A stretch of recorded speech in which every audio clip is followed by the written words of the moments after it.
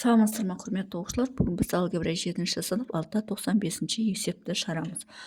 Бұл жерде бізде міне осындай бөлшек берілген. Осы бөлшектегі амалдарды орындау қажет. Яғни жақшаның ішіндегі бөлшектерді өзара қосып, одан шыққан нәтижені міне мына өрнекке көбейту керек бөлшекке. Ол үшін бірінші жақшаның ішін қосып аламыз. Оны не істейміз? Бұны қосу үшін бірінші ортақ бөлімді келтіріп аламыз. Бұл жерде ортақ бөлім бірден келмейді, сондықтан жазайық. Яғни бірінші біз а плюс 1-дің өзін жазамыз. Мына 2а минус 2-ден 2-ның ортақ көбейткіш жақшаның сыртына шығарсақ, а минус 1 қалады. Плюс 6 қалады. Сол күйі мына жерде тағы да 2-ні жақшаның сыртына шығарсақ, а квадрат минус 1 қалады. Минус а плюс 3 бөлінген, мына екеуіне де 2-ні жақшаның сыртына шығарсақ, а плюс 1 болады. Тең. Енді осы жерден мына 2 мен мына 6-ны қысқартып жіберсек, мында 3 қалады. Қалғандар қысқармайды, сол күйінше қалады. Сондықтан қайтадан жазамыз. А плюс 1 бөлінген 2а минус 1. Қосу алымында 3 қалады. Бөлшектің бөлімінде а квадрат минус 1 қалады. А квадрат минус 1-ді екі жақшаға жіктеуге болады. Ол бізде а плюс 1 және а минус 1 деп не осылай екі жақшаға жіктеуге болады. Минус а плюс 3 сол күйінше қалады да 2а плюс 1 болады. Тең. Енді осы жерден ортақ бөлім береміз. Мұнда коэффициенттен 2 бар, сондықтан барлығынан 2-ні аламыз. Ал жақшалардан а плюс 1 және а минус 1-ді аламыз. Себебі а минус 1 мұнда бар, а плюс мұнда бар. Сондықтан екеуінде аламыз. А плюс 1, а минус 1-ді аламыз ортақ бөлімге. Енді мұнда не түседі? 2 бар, а минус 1 бар, яғни а плюс 1-дің өзі түседі. Мұнда мына екеуі кетіп, тек қана 2 деген коэффициенттің өзі түседі. Ал мұнда а минус 1 түседі. Енді мұна екеуін көбейтетін болсақ, ол бізде а квадрат плюс 2а плюс 1, яғни 1-ден мен естедім, а плюс 1-дің квадратын, екі өрнектің қосындысының квадраты бойынша 1-ден ашып жердім. Плюс 2-ні 3-ге өтетін болсақ, 6 болады. Минус, енді мұнаны 1-ден көбейте алмаймыз, себебі жақшаның алдында минус бар, ол өте үлкен таңбаларға әсер етеді. Сондықтан мұнаның өзін жазайық, яғни а квадрат плюс 2а 1 мен 6 қосылып плюс 7 болады. Минус бөлшектің бөлімі сол жаңағы бөлінген ортақ бөлімінше қалады.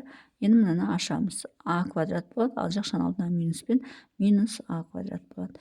Мына екеуі 3а болады, жақшаның алдында минуспен минус 3а болады. Мына екеуі минус а болады, жақшаның алдындағымен плюс а болады.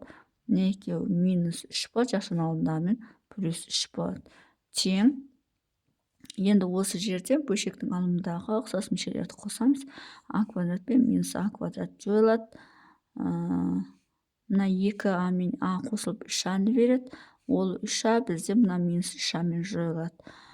Сонда бізде тек қана 7 қосу 3 қалады. Ол бізде 10 болады. Бөлінген 2а плюс 1, а минус 1. Демек, жақшаның ішіндегі 3 бөлшекті қосқан кезде бізде міне 10 бөлінген 2а плюс 1, а минус 1 шығады. Енді осыны біз 4а квадрат минус 4 бөлінген 3-ге көбейтуіміз қажет. Екіншісі енді бізде бар. Жына 10 бөлінген 2а плюс 1 және а минус 1 қалған болатын. Мына жақшаның ішінен енді көбейтеміз. Енді мына жерден тағы да 4-ті жақшаның сыртына шығарып жібереміз. А квадрат минус 1 болады, бөлінген 3 болады. Енді осы жерден мына а плюс 1, а минус 1-дің көбейтіндісі а квадрат минус 1 береді. Сондықтан барлығын осылай қысқартып жіберсек болады. Және 2-ні қысқартсақ, мұнда 2 қалады. Бөлшектің бөлімінде тек қана 3 қалады. Бөлшектің алымында 2-ге 10-ды көбейтеміз, 20 болады. Сонда есептің жауабы 20 бөлінген 3 болады екен. Ешқандай а плюс 1, а минус 1 деген ештеме қалмайды екен, тек қана 20 бөлінген 3 болады. Бұл бізде бірінші есептің жауабы. Енді екінші есепті шығарамыз. Екінші есепте бізде 3а бөлінген 1 минус 3а бөлінген жақша плюс 2а бөлінген 3а плюс 1 бөлу 6а квадрат плюс 10а бөлінген 1 минус 6а плюс 9а квадрат. Енді біз не істейміз? Бірінші жақшаның ішін қосып аламыз. Енді мынаны 1 плюс 3а деп жазсақ болады. Сонда 1 минус 3а және 1 плюс 3а-ны ортақ бөлім берсек, онда мұнда 1 плюс 3а түседі, мұнда 1 минус 3а түседі. Я, бірінші жағдай. Енді мынаны көбейтеміз, яғни 3а-ны 1-ге көбейтетін болсақ 3а болады. 3а-ны 3а-ға көбейтетін болсақ 9а квадрат болады. Алды плюс болғандықтан плюс 9а квадрат болады. Мына екеуін көбейтеміз, 2а болады, плюс 2а. Мына екеуін көбейтеміз, минус 6а квадрат болады. Енді осы жерден ұқсас мүшелерді қосамыз. Ал мұнда 3а мен 2а-ны қоссақ, бізде 5а болады. 9а квадрат пен минус 6а квадратын қоссақ, плюс 3а квадрат болады. Бөлінген 1 минус 3а, 1 плюс 3а деп жазсақ болады. Енді осы жерден тағы да осы көбейткішке жүктейік. Яғни мына екеуінде де а бар. Демек, а-ны жақшаның сыртына шығарып жүрсек, 5 плюс 3а болады. Бөлінген 1 минус 3а, 1 плюс 3а. Міне бірінші жақшадан осы шығады. Енді екінші жақшаны мынаны не істейміз? Бөлеміз. Яғни екінші бізде а 3а плюс 5 бөлінген 1 минус 3а, 1 плюс 3а-ны бөлеміз 6а квадрат. Бөлшектің бөлімінде 1 минус 6а плюс 9а квадрат. Ол бізде мұнаның орнына біз 1 азайту 3а-ның квадрат деп жаза салсақ болады. А минус б-ның квадрат. Егер осыны ашатын болсақ, бізде осы шығады. Ал мына жерден екеуінен 2а-ны жақшаның сыртына шығарып жіберейік. Сонда мұнда 3а қалады, плюс 5-тің өзі болады. Тең. Енді бірінші жаңа бөлшекте шыққанды өзін сол күйінше жазып қоймыз. А 3а плюс 5 бөлінген 1 минус 3а, 1 плюс 3а. Бұл алғаш жақшадан. Енді мынаны бөлу, оны көбейтуге айналдырамыз. Көбейтуге айналдырып, бөлшектің бөлімі алымына, алымы бөліміне кетеді. Яғни 1 минус 3а-ның квадрат алымына кетеді. Мына жерде 2а, 3а плюс 5 бөліміне кетеді. Енді мына екі бөлшекті көбейтетін болсақ, бізде 3а плюс 5 пен 3а плюс 5 қысқарады. Өйткені екеуі бірдей. А мен а қысқарады. Сосын 1 минус 3а-ның квадраты мен 1 минус 3а қысқарады. Бөлшектің алымында 1 минус 3а қалады. Бөлшектің бөлімінде 2 қалады және 1 плюс 3а қалады. 2, 1 плюс 3а қалады. Сонда бізде екінші есептің жауабы міне осылай болады екен. Бұл бізде екінші есептің жауабы. Енді үшінші есепті шығарамыз.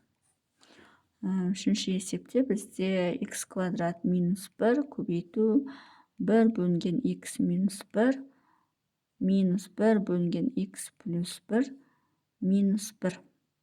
Енді осыларды не істейміз? Көбейтуіміз қажет. Ол үшін бірінші мына жақшаның ішін орындап алуымыз керек. Бірінші жақшаның ішінде бірінші осы жерден ортақ бөлім бере салайық. Мына бөлшектің бөлімінде 1 бар десек, ортақ бөлім x минус 1, x плюс 1-дің өзі болады. Мұнда x плюс 1 түседі, мұнда x минус 1 түседі. Мұнда x минус 1 көбейту x плюс 1 болады. Енді мына екеуін көбейтетін болсақ, x плюс 1 болады.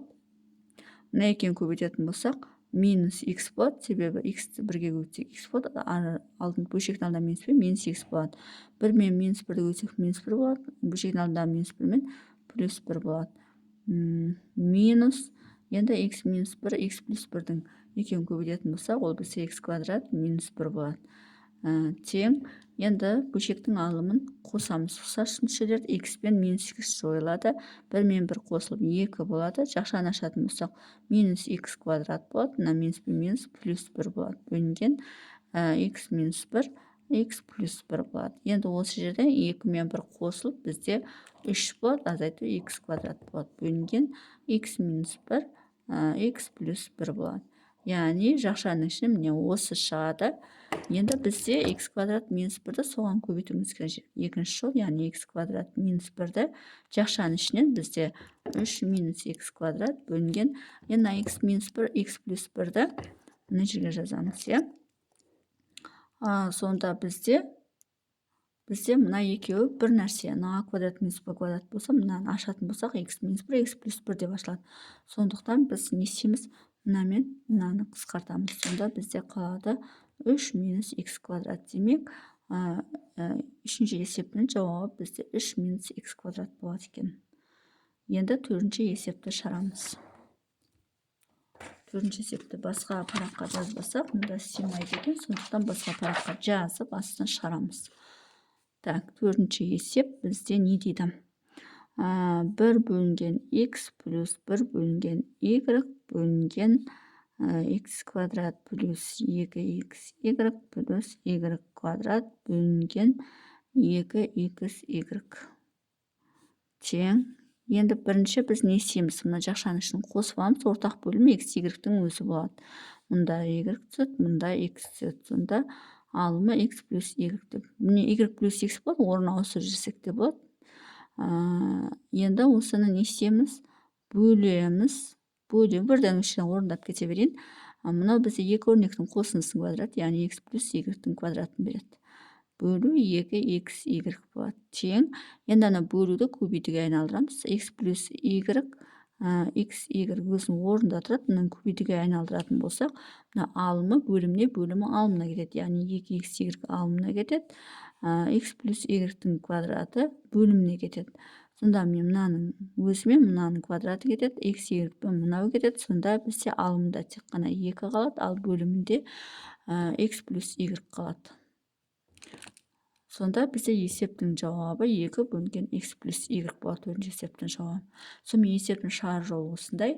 Егер есептің шығар жолы түсінікті болса, лайк басып, комментарий жазып, каналыма тіркеліп кетсеңіздер болады.